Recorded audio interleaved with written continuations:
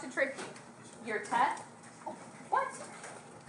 I create the study guide after I write your test. Okay, so it's going to be the same types of questions. You can expect it to be probably not quite as many questions as the study guide, so a little bit shorter, but all of these kinds of things. So if you know what you're doing on the study guide, you should be good. If there's something you don't know, we need to make sure we go over. First thing, talking about polynomials. Remember, in a polynomial, all exponents are whole numbers. So polynomials, you're just adding up powers of x, adding or subtracting. But all those exponents have to be whole numbers. You can't have decimals or fractions, you can't have negative exponents, none of those types of things. So when I look at the first one, am I just adding up powers of x, all whole numbers? Yes, so that's a polynomial. Degree is saying what is the highest power of x if I'm looking at this? 5. Okay, when I look at B, am I adding up powers of x there? No. We're dividing. Dividing is kind of like having a negative exponent. So that's not okay. So this one is no, and the reason, you could say x in the denominator. You could just tell me you're dividing. You could say it's like having a negative power. Any of those kinds of things to show me you understand why that doesn't work. C is this one. Why?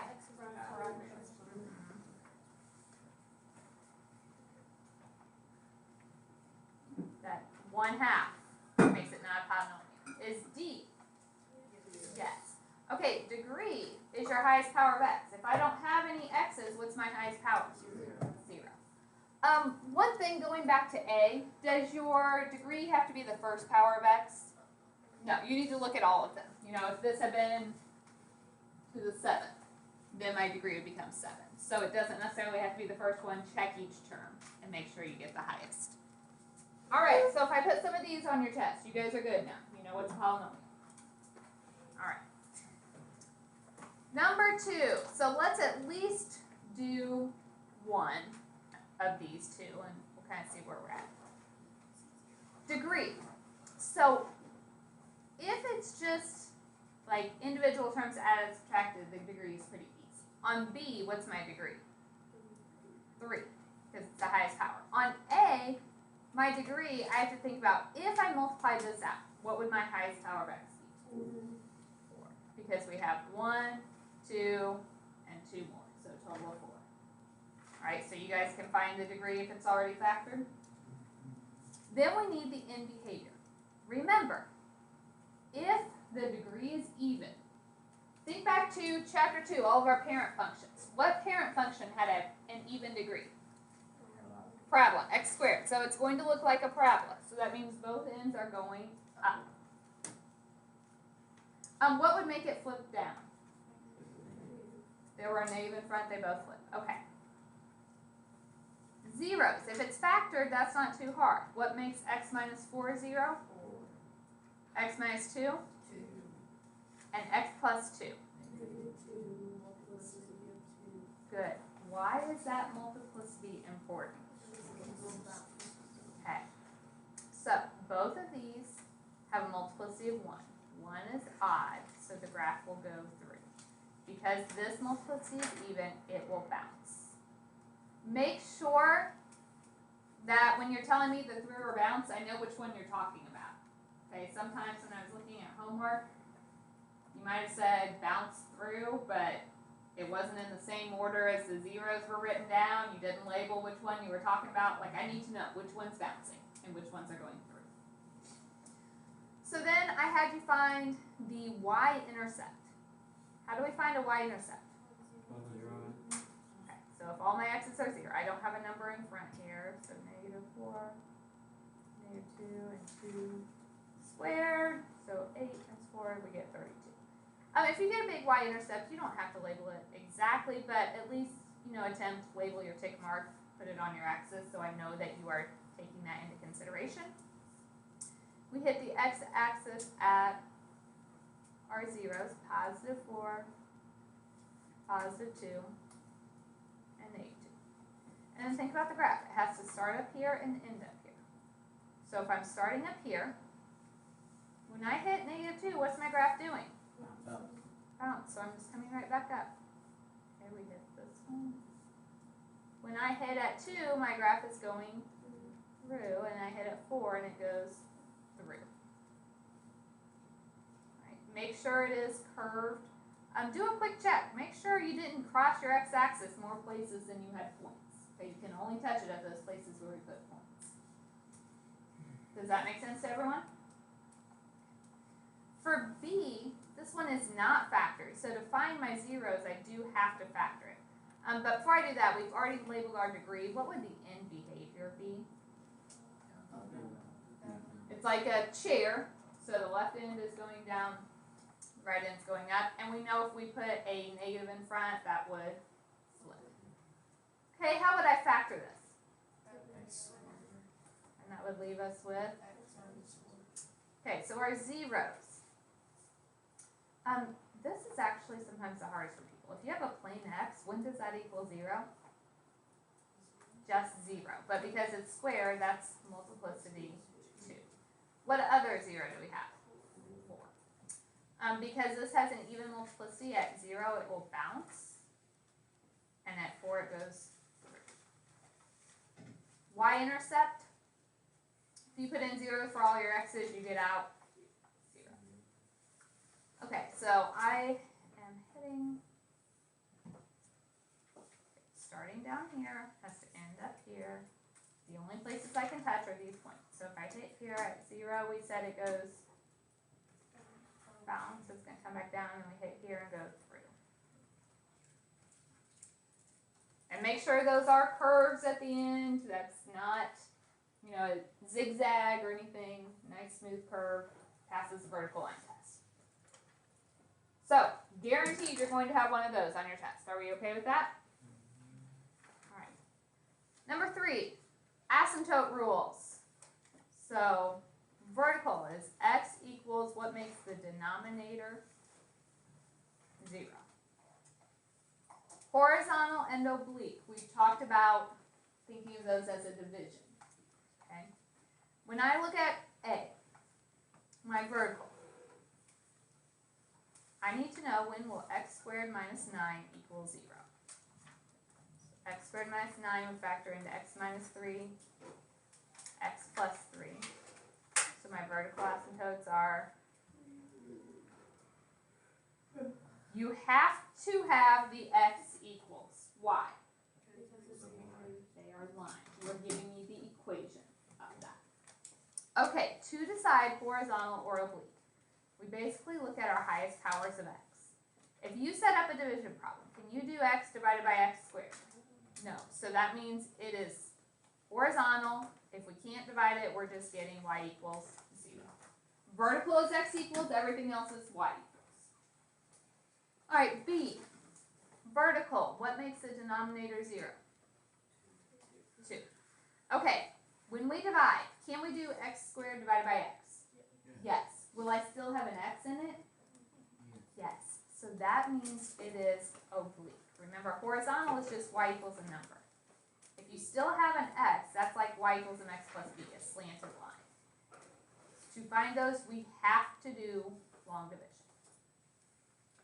Right, so x squared divided by x is x. X times x, x times negative 2. Change your signs because we subtracted off. So then we have 2x, bring down the 4. What is 2x divided by x? 2. So that's all we need. Our oblique is y equals x plus 2. Is this helping or am I wasting time? Is this beneficial? Okay. C. Vertical, what makes the denominator 0? Negative 2. All right, think about if we multiplied this out. We have a 2x squared on top. On the bottom, if we FOIL that, we would have x squared. Can you do 2x squared divided by x squared? Yes. What would you be left with? 2. So that's a horizontal y equals 2. D, vertical. When will x cubed minus 1 equal 0?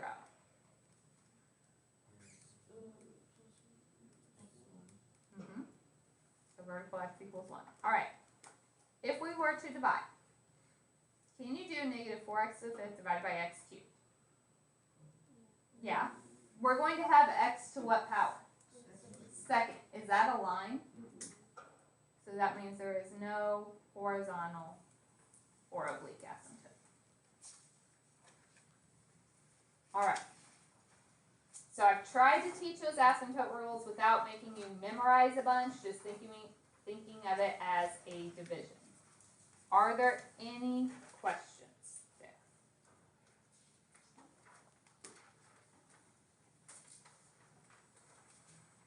Moving on then. Problem 4.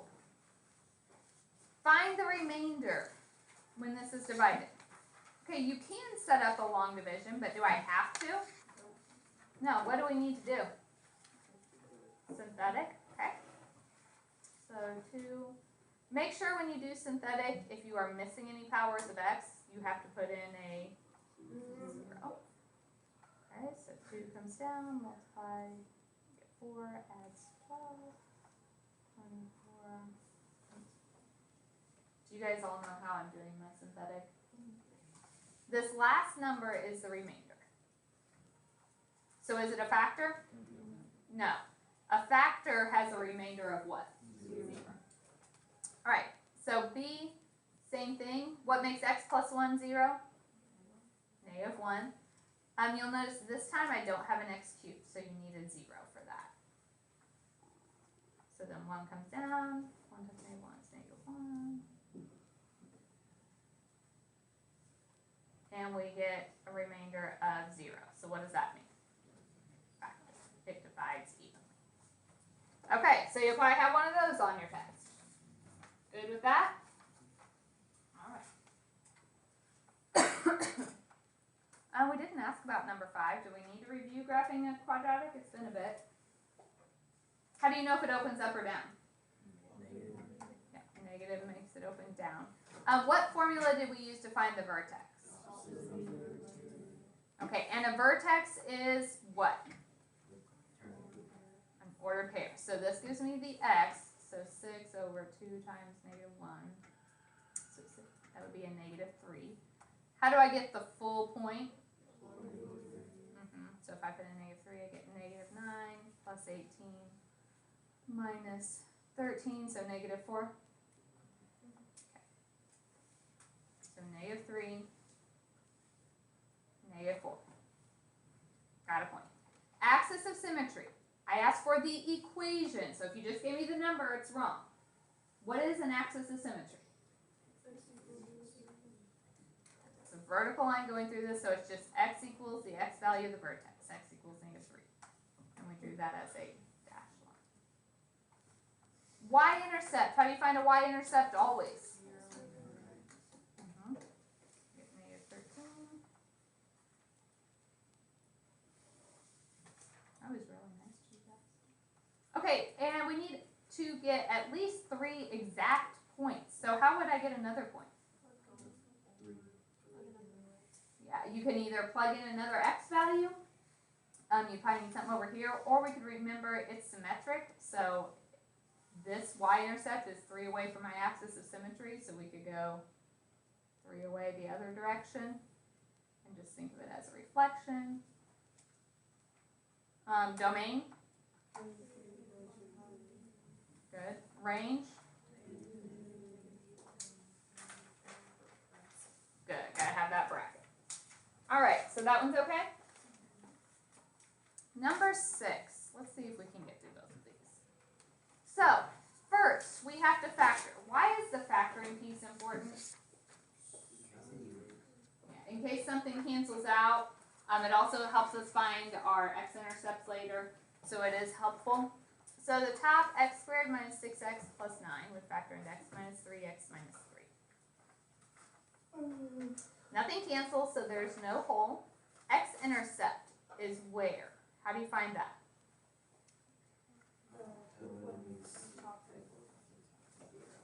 And x-intercept is when y equals 0. So it's like when this whole thing equals 0. Which in a fraction, it equals 0 if the top is 0. So that is just 3. Y-intercept. You do not have to, but if you did, I wouldn't count off. Y-intercept. If you plug in 0 for all of your x's, what happens? Can we divide by 0? No, so we would say none. This won't touch the y-axis. Vertical asymptote. Asymptote are lines. Vertical is x equals. What makes the bottom 0? 0. That's why we didn't have a y-intercept. Okay, horizontal or oblique. Can we do x squared divided by x squared? Yes. What do we get? So horizontal, y equals 1. And make sure if you got something wrong on here, you are fixing it as we go through. Okay. Is this enough for me to really know? Probably not. Especially on tests, it's probably worth our time to pick up our calculator and plug in a few numbers, right? It's not too complicated. Let's put in a negative. If I put in negative 1, I would get 1 plus 16 over 1, so we just get 16. So negative 1, 16. It's all the way up here. And that's really all I need to know, isn't it? Because I knew that either had to be above or below my horizontal asymptote. So it's like this. This graph actually does something a little bit weird over here. If I put in a positive 1, what do we get out? We get 4. Okay, so 1, 4, that's not where we would have expected it because I have a point below the horizontal. We know it has to get closer to my vertical. Can you cross a horizontal asymptote? Yes. What's happening is it's coming down. When it hits here, remember, that was a 0 twice. It had a multiplicity of 2. So what's my graph doing? Bouncing. The reason this one didn't follow those normal rules is because of that multiplicity of 2. Because we had the same factor twice on the top. It's going to come down and hit that and then go back up. If you had something weird like that on your test, plug in a couple more points. You have a calculator in your hand. It doesn't take that long to put them in and kind of get a better idea. But again, that's only because it was the x minus 3 twice on top that it kind of did that to us. Make sure, when I look at your graphs, I am going to be checking. They need to pass the vertical line test. So sometimes I have people that like to draw them like this. Is that a function? No. And you need to show me you understand what's happening at an asymptote. It is approaching the asymptote. It's getting closer. So your graph should be getting closer to that line as you go on. Any questions there? B. So how would I factor the top? X, that leaves us with 2x plus 1. Nothing factors, so there's no hole. X-intercept, when y equals 0, or when the top is 0. What two things make the top 0? X-axis of 0, negative 1/2. Y-intercept, if you plug in 0 for all of the x's, what do we get out? Alright, we already have that. Vertical asymptote, x equals, what makes the bottom 0?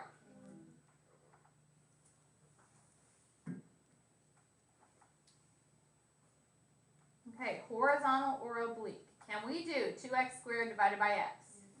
Yes. Will it still have an x in it? Yes. So that is oblique. So y equals mx plus b. So we have to think 2x squared plus x divided by x minus 1. What is 2x squared divided by x? Okay. 2x times x is 2x squared. 2x times negative 1 is negative 2x. Then what do we do? Those cancel. 1x plus 2x is 3x. What's 3x divided by x? So our line is y equals 2x plus 3. Okay, to graph that, this is a normal line. Y-intercept is 3. Slope is 2, up 2 over 1.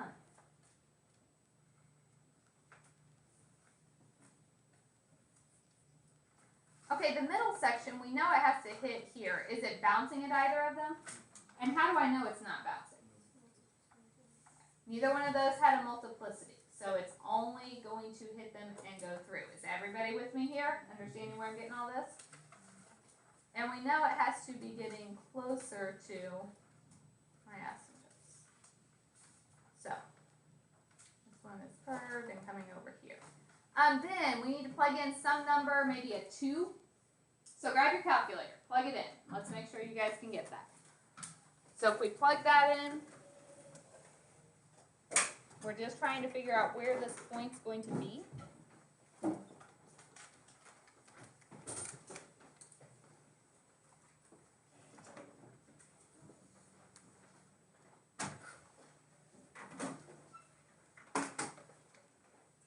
So we get,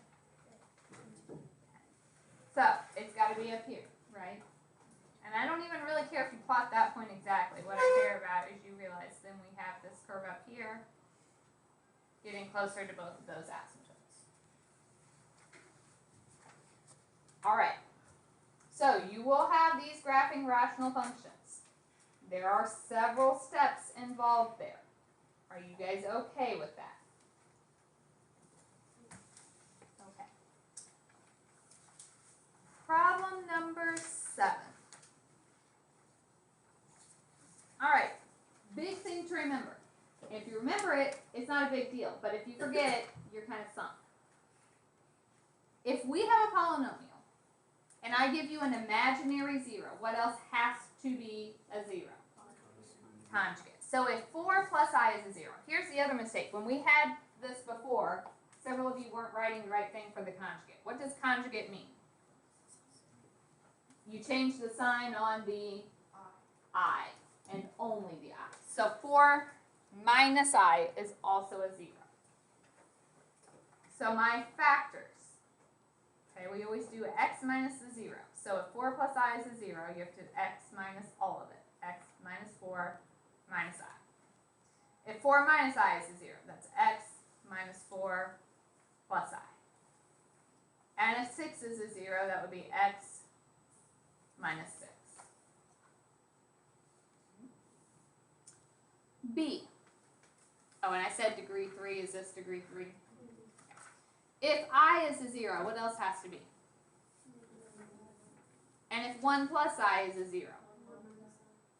So my degree is 4. I have my 4 zeros. Now we write our factors. So if I is a 0, it would be x minus I. If negative I is a 0, that would be x plus I. If 1 plus I is a 0, it would be x.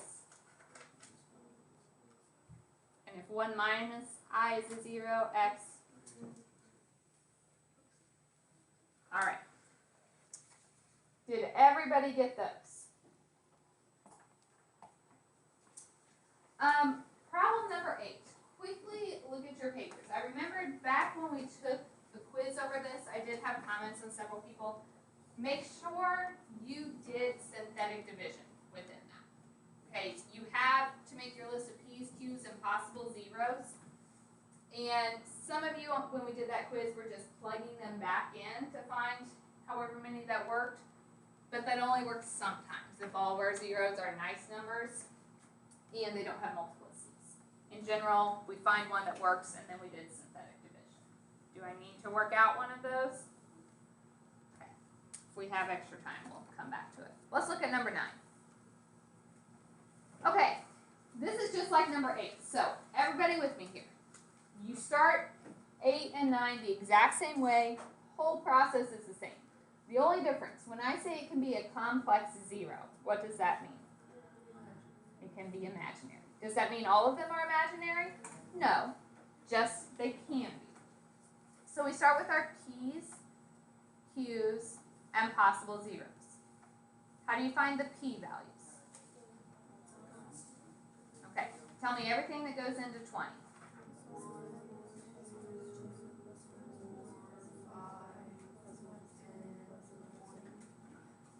All right, and what goes into my Q? Okay, so how do we find possible? P over Q.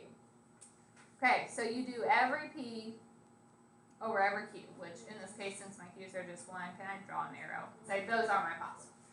Now what do you do? Yeah, find one that works. You're plugging them in until you get something that equals 0. Tell me one that works. 2. Okay. So 2 works. We start dividing. And I want to see this division. Okay, so 1 comes down, 1 times 2 is 2. We all are good with synthetic division. We've done a lot of it. Okay, I am down to x cubed minus 2x squared plus 5x minus 10. You might have been able to factor it from there. Did anyone just factor at this point? No? Okay, so what'd you do? Plugged in things until you found one that works, and 2 worked again. Okay, so we're going to divide our answer .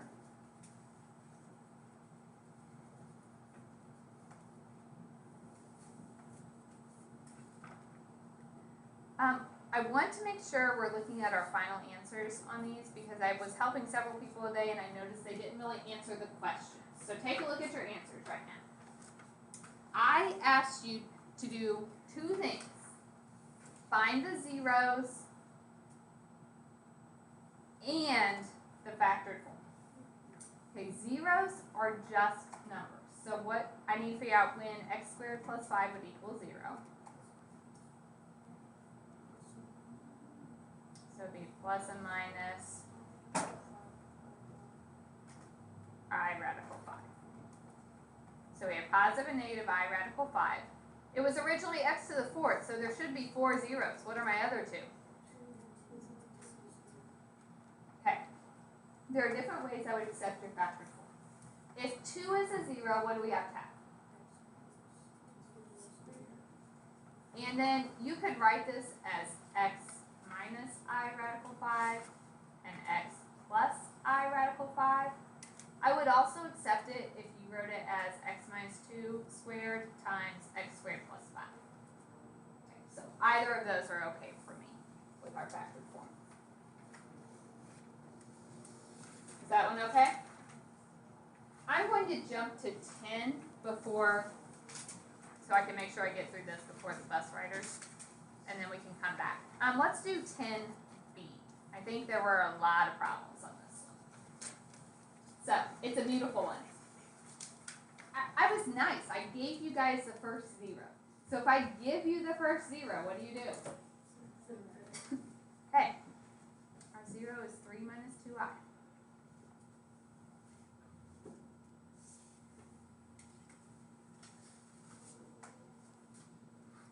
So 1 comes down. 1 times 3 minus 2i is 3 minus 2i. Add like terms, so that's negative 6 minus 2i. You have to multiply negative 6 minus 2i times 3 minus 2i. So if we FOIL, we get negative 18 plus 12i minus 6i plus 4i squared. You guys with me there? What is positive 4i squared? So negative 18 plus negative 4 and 12i minus 6i. Add like terms. 21 plus negative 22 plus 6i. So now we have negative 1 plus 6i times 3 minus 2i. So we get negative 3 plus 2i plus 18i minus 12i squared. Negative 12i squared is positive 12 plus negative 3, 2i plus 18i, 21 plus 9, plus 20i. So, one more time. 30 plus 20i times 3 minus 2i. What do I have to get for my next one? 0. We know, I told you it was a 0, so it should work out. If it doesn't, don't just make it a 0 and keep going. Go back and find your mistake. So if we multiply these, we get 90 minus 60i plus 60i is 40i squared. So the i's cancel. Negative 40i squared is positive 40 plus 90 is 130. Add those and we get 0. Okay. Not beautiful though, because I still have all of these i's. But what did we talk about when there's an imaginary 0?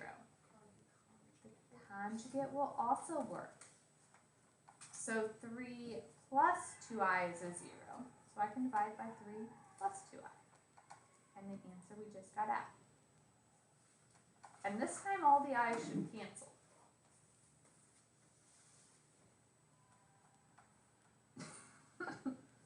So 1 comes down. 1 times 3 plus 2i is 3 plus 2i. Add, we get negative 3. Negative 3 times 3 is negative 9. Negative 3 times 2i is negative 6i. Add, and we get negative 10. Negative 10 times 3 is negative 30. Negative 10 times 2i is negative 20i. Add, and we get 0. So now I'm down to x squared minus 3x minus 10. Does that factor nicely? Yeah. Multiply negative 10, add to negative 3. So negative 5, positive 2. This time the question said, give me the remaining zeros. So do I need to list the first one that I gave you? No, you're giving me the rest of them. I gave you 3 minus 2i. We also had, what makes x minus 5 equal 0? And x plus 2? So those are all of my remaining. All right. Questions there? All right, let's go back. Do you want me to do 8 or 9b or 10a? Which one do you want me to work first?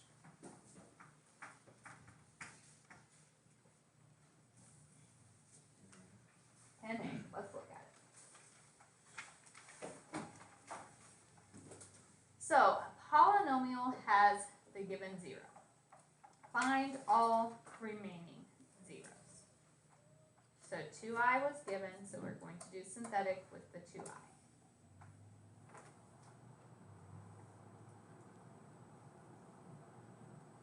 So 1 comes down. 1 times 2i is 2i. Can you do negative 4 plus 2i's? No. So we multiply. We're doing 2i times negative 4 plus 2i. So that's negative 8i plus 4i squared. What is 4i squared equal to? Positive 4, negative 4 cancel. We have negative 8i. 2i times negative 8i is negative 16i squared, which is, and that gives me a 0. If 2i is a 0, what else has to be? So we can take the quotient we just got. So 1 comes down. 1 times negative 2i. Negative 2i. And we get negative 4. Negative 4 times negative 2i is positive 8i. And negative 2. So this is x minus 4. So the remaining zeros. 2i was given, so my others are negative 2i and positive 4.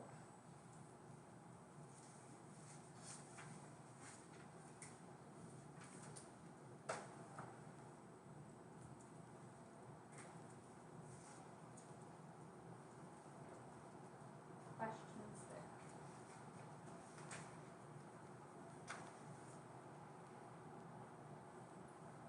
Let's look at 9b.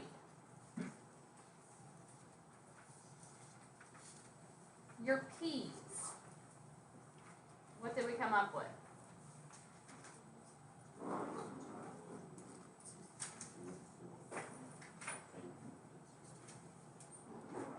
Q.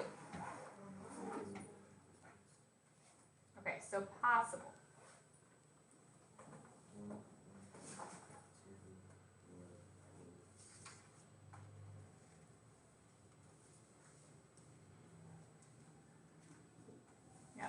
now we're getting these 1 over 1, 1 over 2. 2 over 1, 2 over 2 is 1, and we already have it. 4 over 1 is 4, 4 over 2 is 2, and we already have it. So when you start plugging these in, do any of our integers work? No. So we tried to avoid fractions when we could, but we can't totally here, and this one's an important one to talk about. So what works? So we're going to do this synthetic.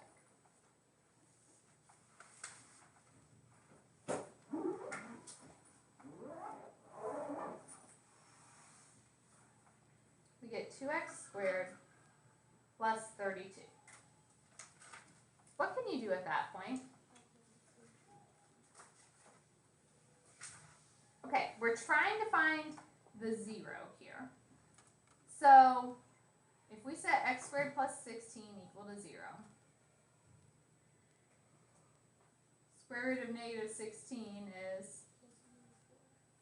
4i. Okay, so our zeros are the negative 1/2 plus and minus 4i.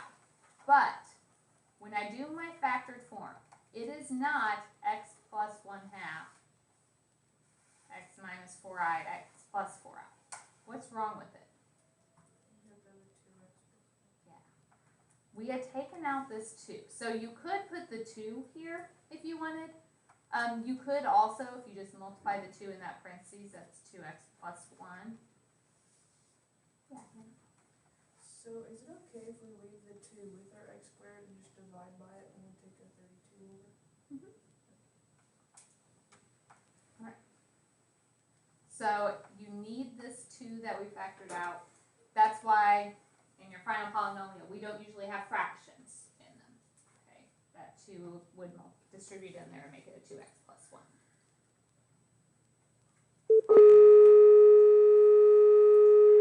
Anything else you guys want to talk about before our test tomorrow? Anything you want me to do additional review over?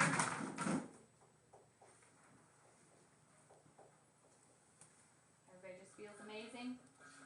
Good to go? Prepared? Make sure you look back over, know your asymptote rules, and all those graphing pieces. Okay. If you guys don't have any more questions, then I guess we're done for the day. But if you do have some,